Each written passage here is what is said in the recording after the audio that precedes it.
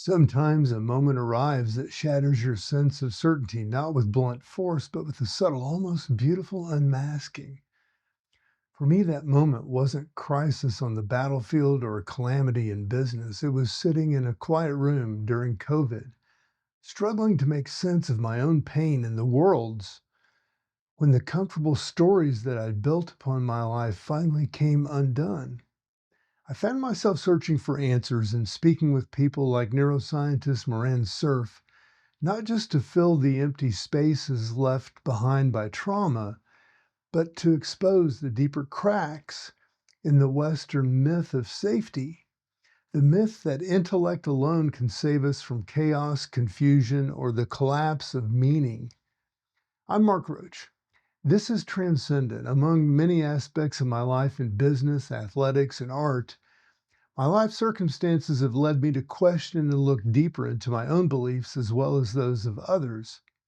Today, I want to talk about how neuroscience, especially the science of post-hoc rationalization, is finally confirming what lived experience, art, and spiritual struggle have always hinted, that the mind, for all its brilliance, is an unreliable narrator of our own lives. During the depths of lockdown, I realized something, sometimes with shock, sometimes with a quiet acceptance, that much of what I'd been taught to revere as a rational truth was little more than a patchwork of clever stories my brain told to fill the void of the unknown. Cerf's research and the work of others show us in living color today how our brains invent explanations for choices we didn't consciously make and even change our preferences to suit decisions that never truly belonged to us in the first place. This isn't just a quirk, it's a profound limitation. My old sense of stability, my belief in the power of intellect and tradition and, to protect me, that crumbled as science revealed that most of what we justify or defend, even in courtrooms or boardrooms, is stitched together after the fact, often sincerely, but almost always inaccurately.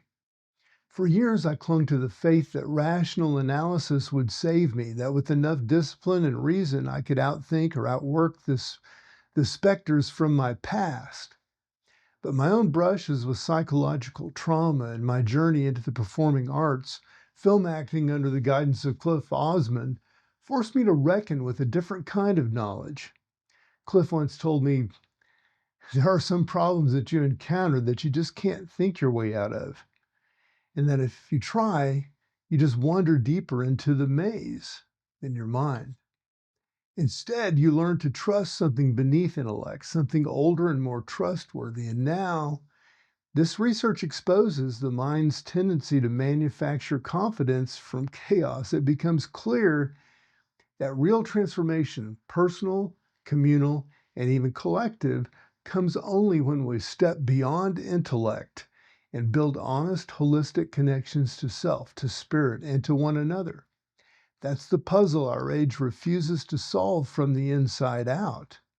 History shows that every time humanity faces a wave of new technology like the printing press, we see mass rebellion against the establishment, a hunger for authentic meaning that can't be manufactured or delivered from the top down.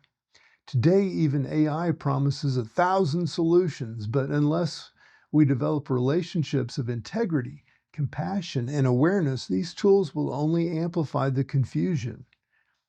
It's tempting, especially for intellectuals, to wear their confusion as a badge of honor.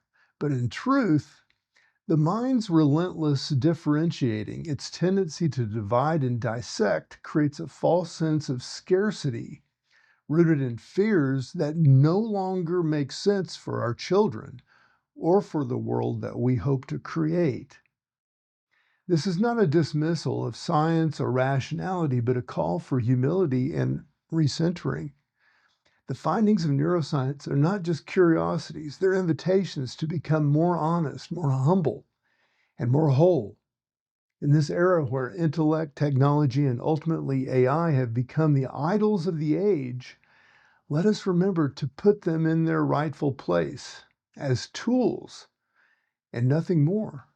Our deepest needs, individual, tribal, collective, will never be met by intellect alone, but by the wholeness that comes by daring to connect and to trust with what lives beyond the boundaries of the mind. I'm Mark Roach. This is Transcendent, wishing you all the best. Even the sharpest intellects are partners in the dance, but not the music itself.